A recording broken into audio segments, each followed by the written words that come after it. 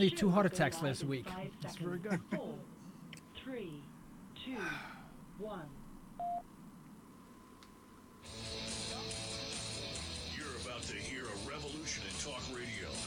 Liberty Talk Radio, where the critical thinking will defrag your mind of propaganda-ridden viruses induced by mass media news programming. No BS here, just the facts. And now we present to you America's quintessential iconoclastic anomaly. Wow. In talk radio, your host, Joe Cristiano. Welcome, everyone, to Liberty Talk Radio, America's libertarian voice, broadcasting from our studio in Tulsa, Oklahoma, to around the world. I'm your host, Joe Cristiano, and this is your antidote to popular talk radio. Folks, it's time for us to take back control of our government now before this bureaucratic, oversized, and self-serving federal government starves us of our property, our freedom, our rights, and our liberty. But to do this, we must shed conventional thinking regarding our political structure. We need to be revolutionaries in thought, dissidents in action. Only after we recognize what our government is doing to our freedom and our Constitution will we start taking it back. And this program today is just about that. Today we're pleased to have as our guest Adam Dick. He's a senior fellow for the Ron Paul Institute for Peace and Prosperity.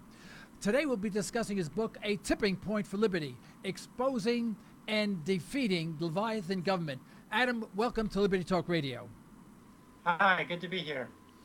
Adam, let's start with the purpose of your book, the inspiration of your book, and then move on to some of the details. Well, I think the inspiration is a difficult situation we're in the United States right now, where government has grown and grown and grown over the past few decades, in its intensity of abuse of our civil liberties here at home, and its nonstop intervention overseas. And it can seem hopeless. And definitely in the book, I talk about the growth of government through the drug war, through militarization of the police, through the expansion of the mass surveillance program, through nonstop wars in Iraq, Syria, around the world, Latin America in the past, more so. But there's also hope. There's a lot of education being spread around about liberty ideas and non-intervention. And the attitudes of Americans are changing, and there's potential for us to actually defeat this Leviathan government. And we may indeed have a situation where things become significantly worse in the near future, but at the same time, they turn around and become significantly better. And those are the kinds of issues that the book addresses. Well, you know, today the both of the I'm on both on screens. Okay, both candidates, you know, talk about how they want to make America greater and better and whatever, more prosperous, but yet their solutions always include another government program, and they never explain. Since we're bankrupt now as a nation, we're totally bankrupt. I mean, conservative estimates give it $130 trillion, you know, and if you speak to the likes of some of the economists, they'll tell you it's $230 trillion that we're in debt. And of course, we have to count the off the balance sheet items, and that even balloons it further. But considering that, they consider another government program. I very rarely hear any government official saying the only way we can get out of this is that if we get government out of the way. Now, they may mention that, but right after that, then they talk about another government program that'll cost another $50 billion or whatever the case may be. How do we break through this ceiling that we have on us? Well, you're right. That is a typical politician way. They don't have the humility to say that even though they have this ultimate power, that they don't have the solutions, that the solutions to problems are dispersed throughout the people in the country. And that if the government stepped back, then things would improve through people taking their own initiative and through the free market. And from the fact that if the government were able to step back and not spend all the money, there'd be more resources on hand for individuals to solve their own problems. There'd be less police standing in the way to enforce needless regulation and to enforce laws against nonviolent conduct such as consuming drugs or gambling. So there's this fatal conceit, that Friedrich Hayek, for example, talked about, that these politicians have, and that they think that they can solve all the problems.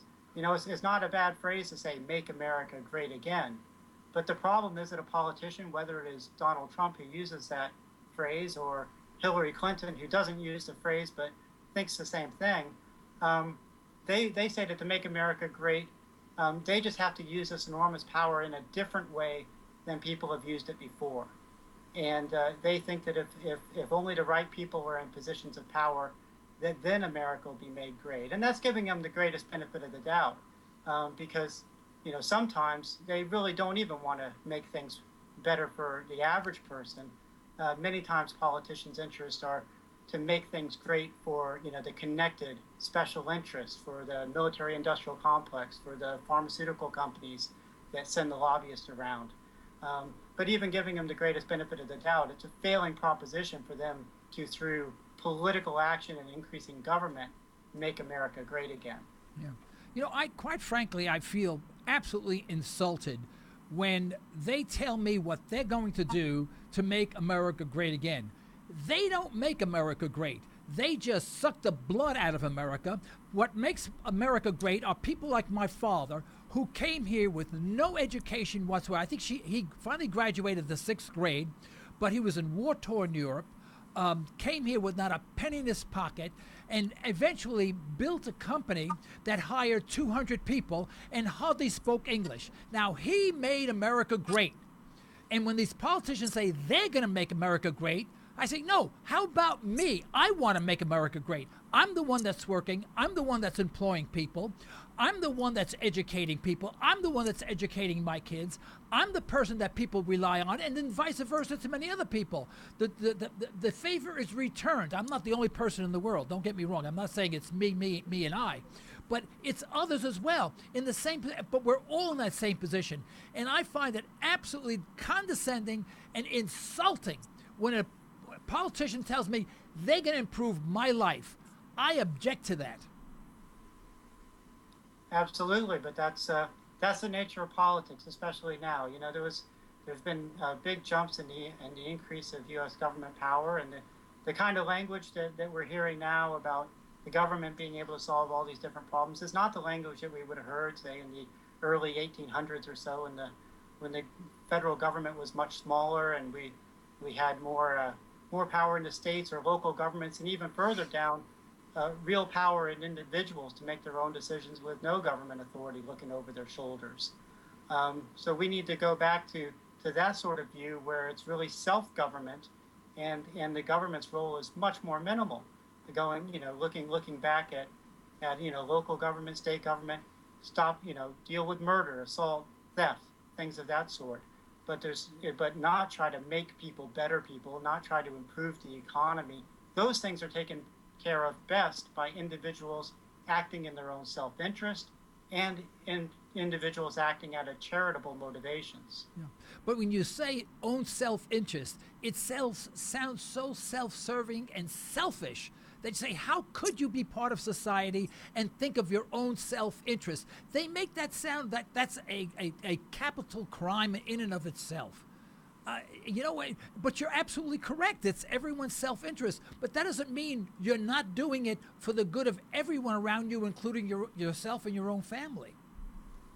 Well, absolutely. And self-interest is used as a mechanism to help other people as well. When you want to make a profit by creating a product or providing a service, the only way you're going to make your profit is if you provide a product and service that people want, you provide it in high enough quality, and you provide it at a price that people are willing to pay. So when you make a profit, that's a reflection of the fact that you've done something that helps other people. Right, absolutely. But see, that concept is mentally convoluted in our society, saying, "Oh, you're a selfish a person that's grabbing the money from everyone else, keeping it for yourself. You're taking money out of society, and you're never giving back. And it's the exact opposite. We become a nation of nincompoops, in my opinion. We no longer think whatsoever.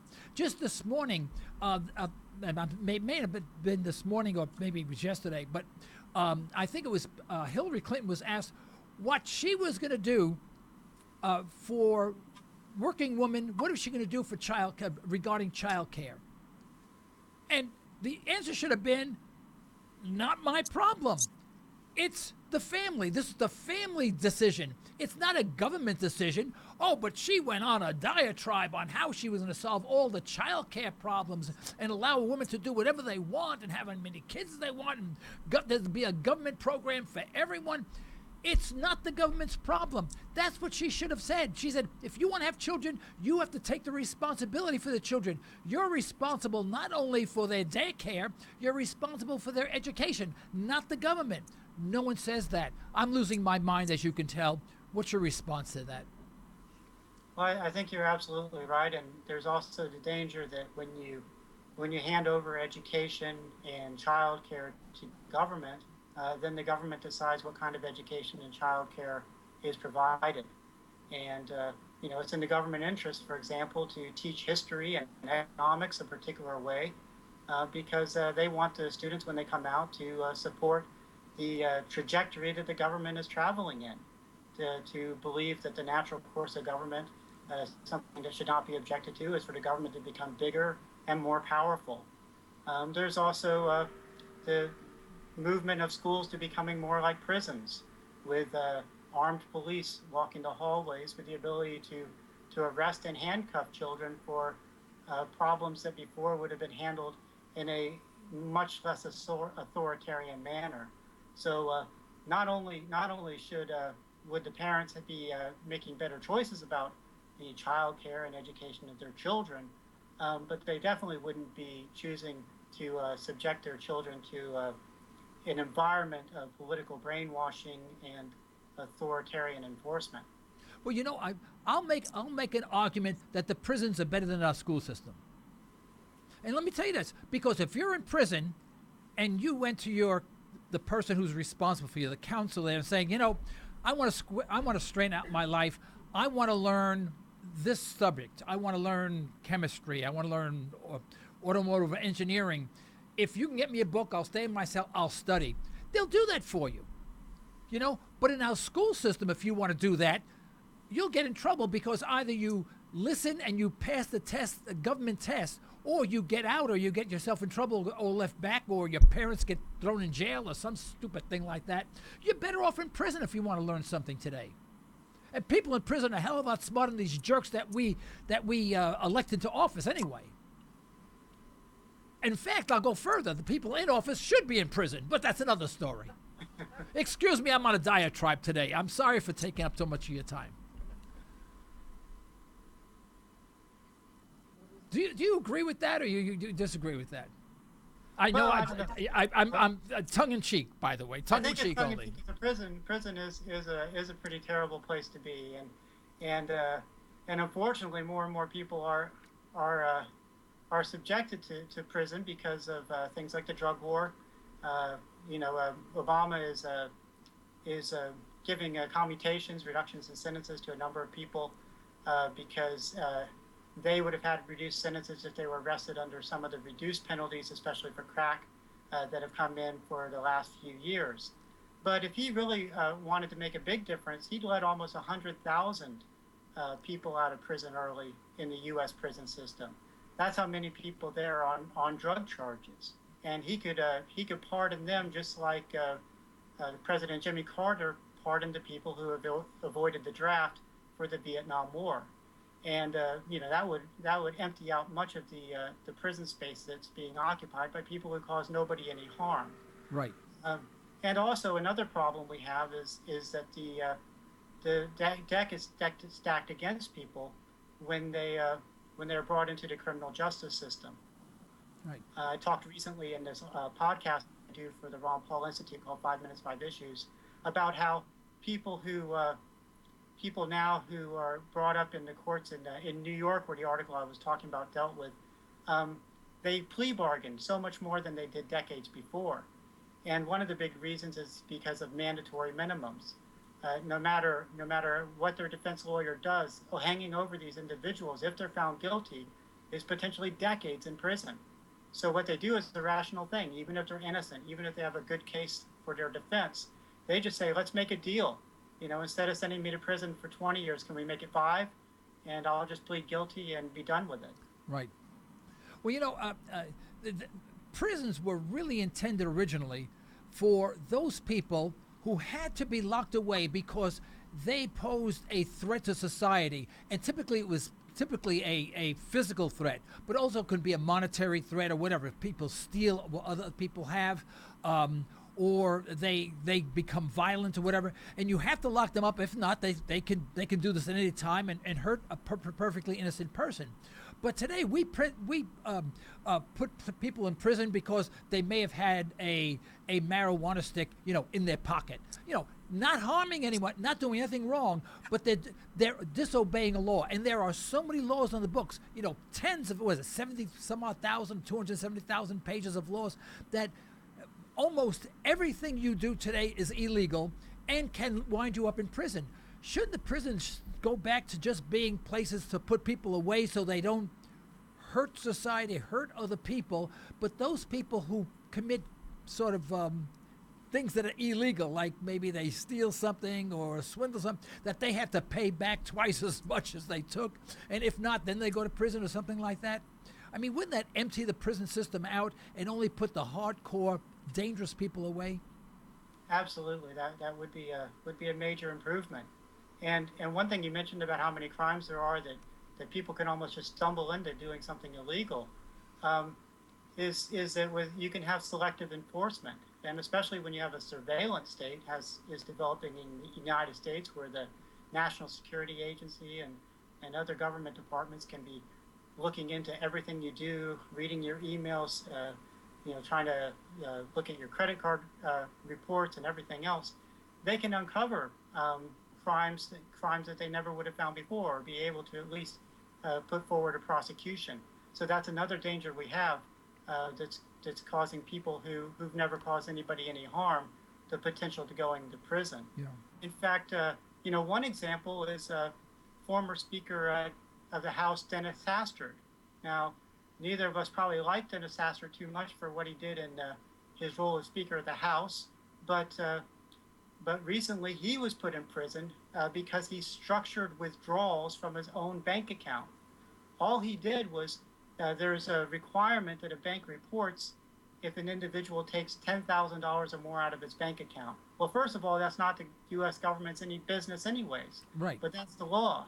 And what Dennis Hastert did was he knew that, and he decided, well, instead of taking $10,000 out now and then, I'll take out a few thousand here, a few thousand there. But then that's called structuring. And the U.S. government is throwing him in prison for doing that. And, the judge, when he announced his sentence, talked about how Dennis Hastert had done some improper sexual activities possibly, and that's why he was taking the money out. But that's not why he's going into prison. It's entirely just for the fact that he took his own money out of his own bank account. And in America nowadays, that can be a crime. Yeah. The government is saying, don't do as I do what I say.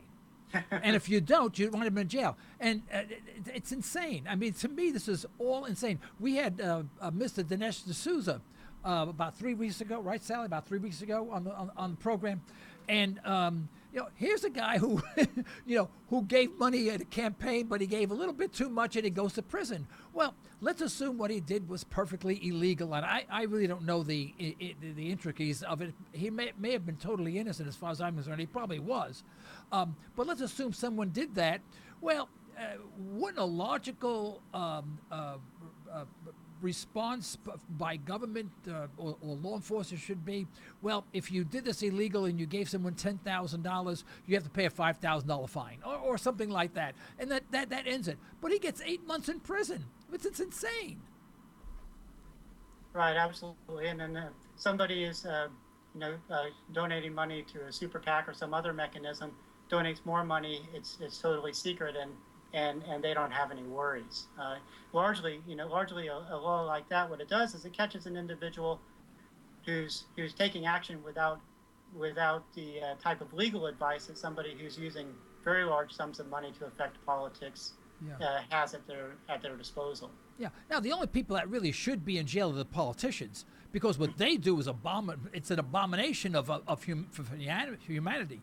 I mean, if we did 1,000th of what we did, we'd have life terms, and yet they get away with all of it, right? Well, you understand, after this broadcast, most likely you'll get 10 years in prison for even speaking to me. You understand that. I want you to know that disclaimer should have been vocalized in the beginning. But since we're about 20 minutes into the broadcast, we want to make sure that we get to speak about your book, The Tipping Point for Liberty, Exposing and Defeating the Leviathan Government. And when you say Leviathan, I know what that means, but I'll bet you there's some listeners saying, Leviathan? What is that? And someone in the studio just raised their hand and said, I don't know what Leviathan means. So could you tell us why you named your book as such, and give us a good explanation of Leviathan before the people in the studio here beat me up? And they're dangerous. Let me tell you, they all belong in jail, I'll be honest with you. Well, Robert Higgs, he's one of the advisory or academic board members of the Ron Paul Institute, and he has a couple books that talk about Leviathan government. And he talks about a ratchet effect where there's a crisis and government grows. And then after the crisis passes, if it does, the government drops back down a little in power, but it never goes back to where it was before. Right. And then there's another crisis, and the government grows some more. It drops down a little, and this keeps happening in steps, so that what you end up with is Leviathan, or giant, powerful government. And some of these crises are wars, like the war in Iraq and Afghanistan now, the Vietnam War in the past. It also can be seeing threats to the people, such as the war on drugs. Drugs are a threat, so we have to basically suspend the Constitution in a whole area to have this drug war exception to the Constitution. It can be the threat of terrorism. So after September 11th, the Patriot Act is quickly pushed through Congress, giving the U.S. government much greater power. And this is the Leviathan government we have. It's been built up in these stair steps over time, and is a real weight that oppresses us both financially and by restricting our liberties, and potentially, like we're talking about, resulting in some of us ending up for activities that never should have even been illegal. Yeah. Well, give us a few of the points in your book that explain how we can reverse the tide. I think education is one. If you look at the potential attack of the U.S. on Syria back a couple years ago, Obama was going to attack Syria, and the people of the United States stood up to it. They were calling their representatives and their senators and saying no. And people in Britain were doing the same thing. The British Parliament voted against it. And here in the United States, the vote was never even held because the people opposed it so much. That's an example of people having a non-interventionist mindset that's come about from education and being able to stand up for their rights and limit the government. Now, as time has progressed, different excuses have been used to expand U.S. government intervention in Syria. But nonetheless, there was that success, and the intervention of the United States government has been limited to less than it would have had that success not happened. I can tell you another example domestically that began in around 1996 when California adopted its, through referendum, medical marijuana. And since then, many other states have adopted medical marijuana.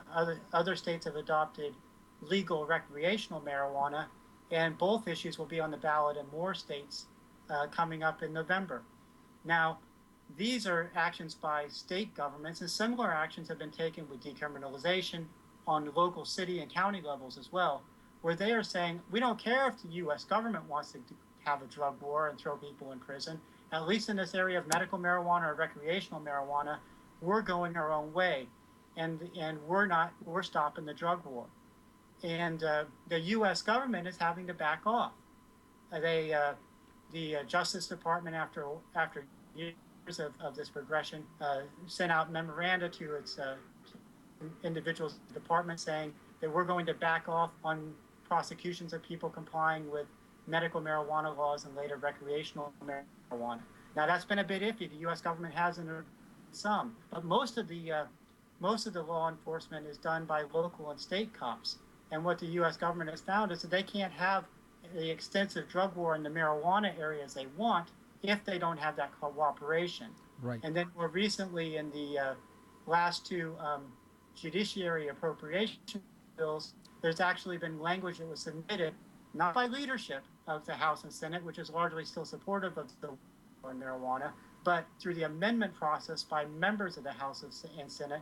They passed amendments to that legislation that prohibited funding for prosecutions of people complying with state medical marijuana laws. And at least in the Ninth Circuit, that language is now being enforced. Yeah. So that's a big example of where state and local governments are pushing back and preventing a lot of the harm of a U.S. government program. Right.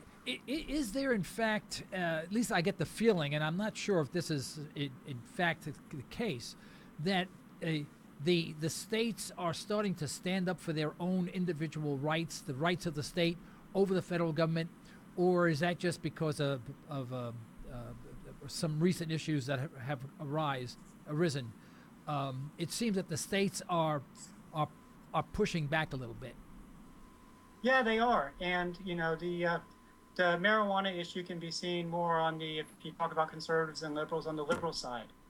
For example, those amendments in the House, they were largely voted by Democrat members and voted against by Republican members, the ones to say respect to state medical marijuana laws. But so that's seen as kind of a left issue. But on the right side, there have been states moving towards allowing constitutional carry, saying that you can conceal carry or open carry without having to pay a fee to the state government, without having to have any sort of license. Just because you're an individual, you can exercise that right. So there you see, kind of on the left and on the right, the state and local governments are going a different way than the U.S. government, which is definitely not rescinding its gun laws. Okay. Adam, would you mind holding on for about 60 seconds while we just stop for a break, and we'll be right back? Okay. Okay, thank you very much. Folks, don't go away. On the second half, we'd like you to call in 646-652-4620. Press the 1 button, and we'll put you on the air if you have a question or comment. But please hold on. We'll be back in 60 seconds. Thank you. Express Test is your go-to company for on-site occupational health testing services. That's right, we said on-site. That means we will meet you at your facility for a free health and occupational safety consultation. Express Test specializes in hearing conservation, respiratory protection, and employee safety. We can help you establish viable programs tailored to your business and employee needs. For your free consultation, call 918-743-2929 or visit us at expresstest.com. That's 918-743-2929 or expresstest.com. Ranch Acres Audiology is about caring, about getting the most out of life, about personal attention. Sometimes helping someone with their hearing is really helping them with more than just hearing. That's the goal of my practice. That's what my goal has been for 20 years. You're invited to attend our next free Lunch and Learn seminar. Call us today, 918-749-7711. This isn't your typical talk radio show. This is Liberty Talk Radio. Welcome back to Liberty Talk Radio, folks. This is Joe Cristiano. I'm your host, and with us today we have Adam Dick.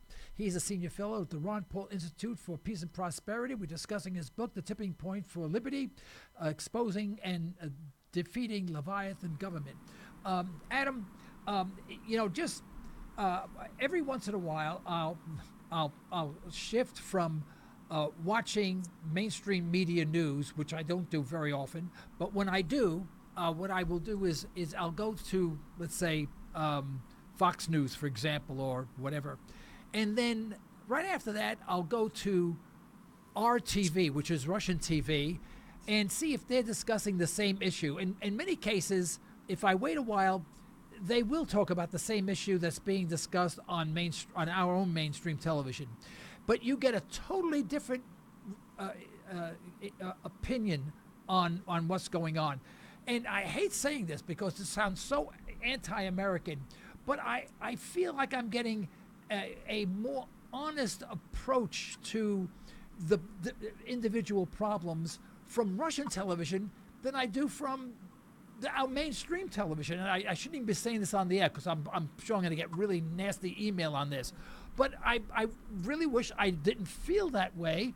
And it seems that when they discuss an issue,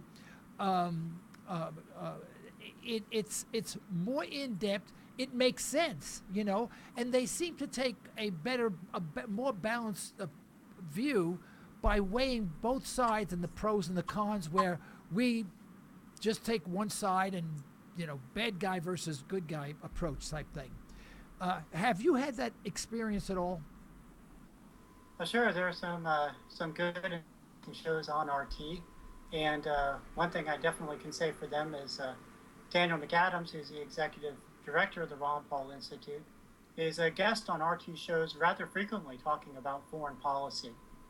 So they are willing to hear his views in support of non-intervention and overseas affairs on a rather regular basis. And Dr. Paul, who's the chairman of the Ron Paul Institute, he also is on RT, though in fairness, he's also rather regularly on other news networks such as Fox News and CNBC as well. Right. He's even on, what was that guy's name? A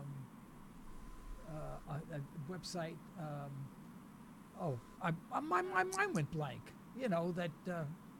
I'm sorry, I can't think of his name. Anyway, but now the argument that I hear is that, they like to hear libertarians, on RT, because the libertarians talk about non-intervention, and that gives more credence to the Russian point of view that the U.S. are interventionist, but Russia is not, when they are also. So it's a skewed broadcast. Do you buy that argument? Yeah, I don't know overall. Maybe it is a bit skewed towards U.S. non-intervention. That may be true. But one thing that's certainly true is that a lot of the other news networks are skewed towards U.S. intervention. All these networks, they have their retired generals, most of which are working in the military-industrial complex in one way or the other at this point, who come on there as their military experts. But they don't have people coming on with them to debate who are the peace experts. So you're definitely hearing on the other news channels often a very skewed view in favor of war, in favor of intervention, and very little time spent on hearing the counterpoint. Yeah. Why don't we talk about a few more bullet points on exposing and defeating Leviathan government? We talked on one, and what other ones would you like to point out? Well, talking about Dr. Paul on RT, one of the things that I talk about in a later portion of the book is libertarianism and the views of Dr. Paul himself. And I address some criticisms of Dr. Paul that have been, posed in the Washington Post and by people who call themselves libertarians and in podcasts and wherever else. And I take those on, people who distort Dr. Paul's views. And one of those is a person in a podcast who kept referring to Dr. Paul as a Soviet apparatchik, and he's a friend of Putin and all of this stuff. And it was just because Dr. Paul, didn't want to criticize, Russia all the time. He didn't, he wanted the U.S. to stay out of foreign engagements. He wanted the U.S. to behave diplomatically with other nations, including Russia, rather than being the big bully. And suddenly, just this fact that he wanted this non-interventionist and fair policy, people would criticize him as being this ally of Putin. Right. And we're seeing this right now with Donald Trump as well. Donald Trump isn't saying that he wants to hand over control of the United States to Russia.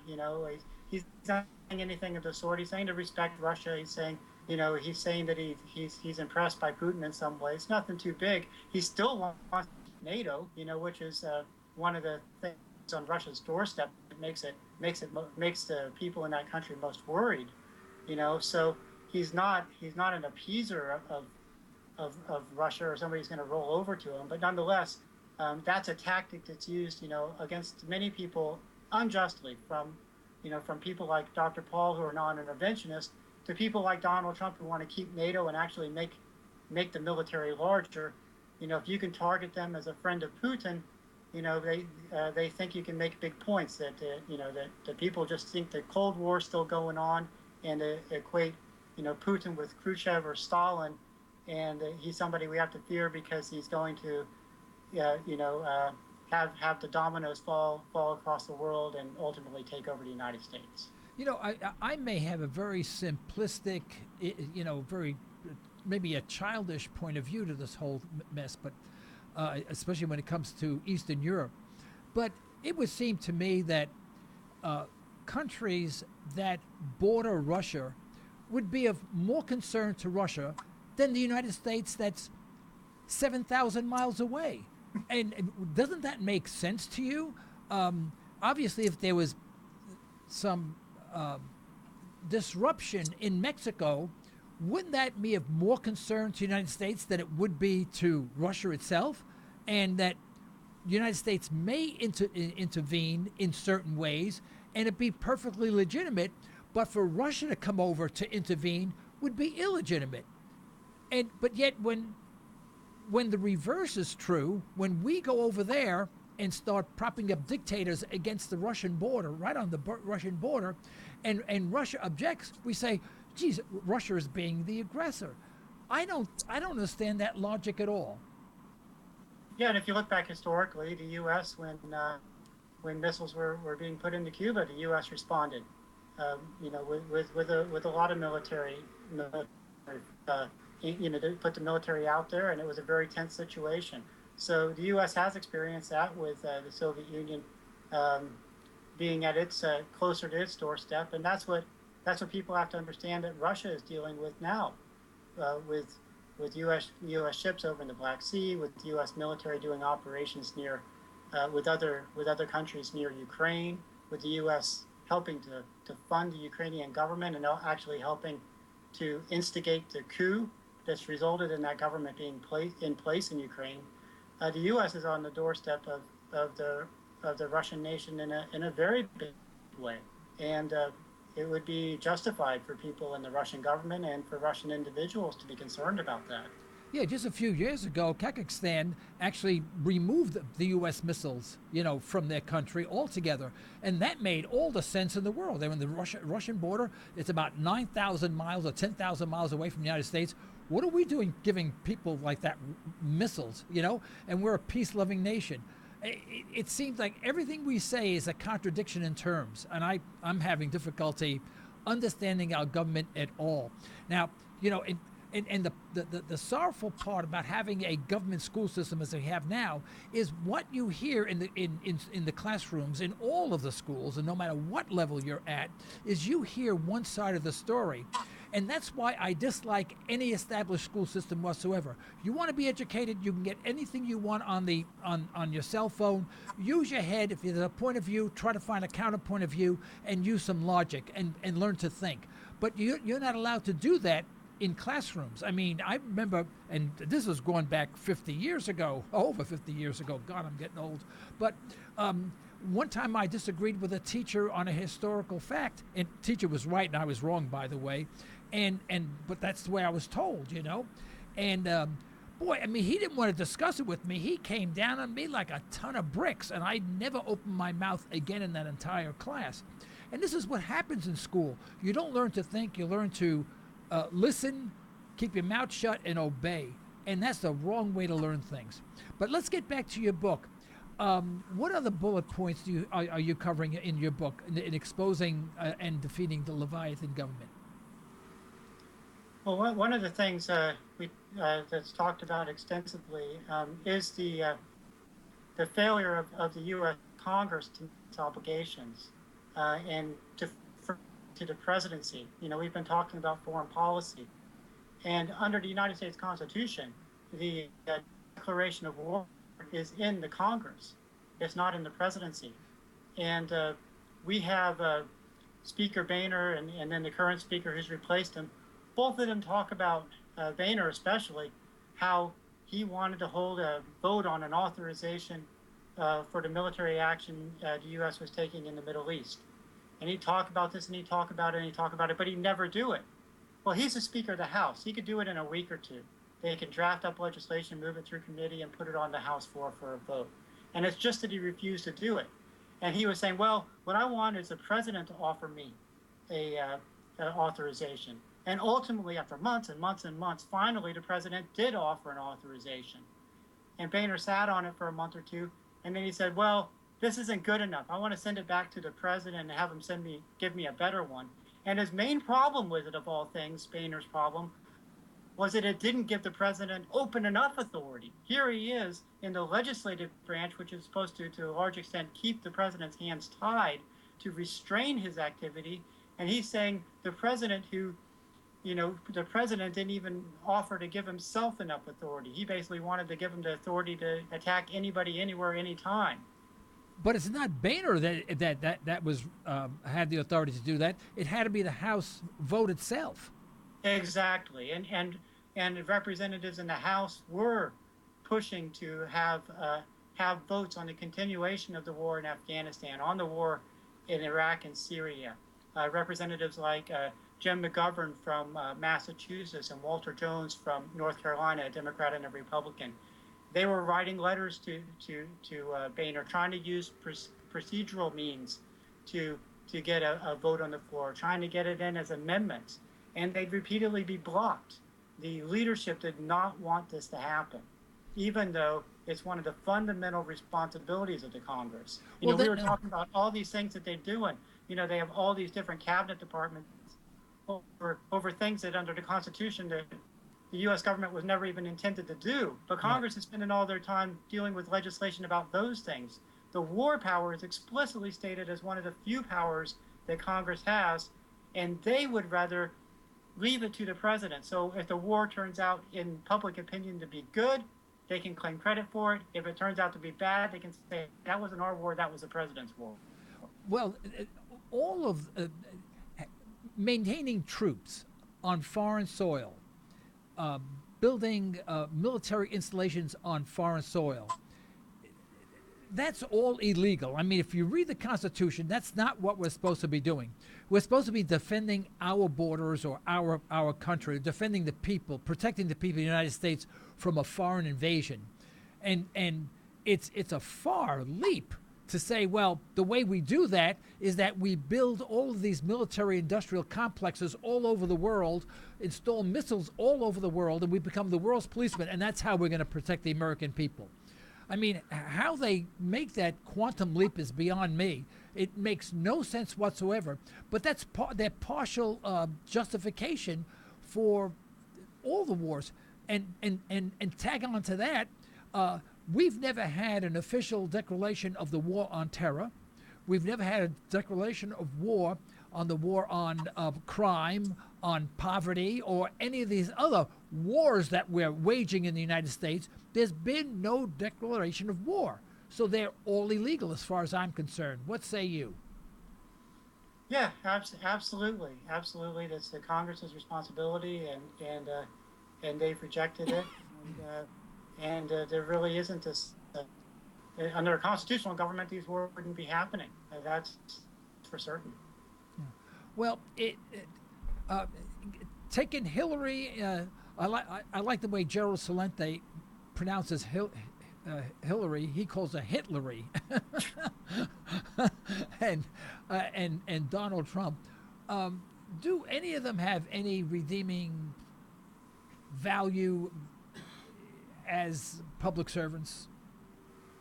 Well, I think Hillary Clinton has a record, and the record is for increasing government both in the U.S. and abroad. That's her record, and she doesn't have a good record on either. She's not somebody who's been, arguing vehemently when she was in the Senate for reducing the war on drugs or ending surveillance of people or any of that. And then when she went and she had control over favorable foreign policy as Secretary of State, instead of using it for the function of diplomacy and preventing conflict, she was using it to push regime change, whether in Libya or Syria or the Ukraine. So she has a bad record on issues of liberty and non-intervention. But you look at Donald Trump, and the most redeeming thing you can say is that to a large extent, he doesn't have a record.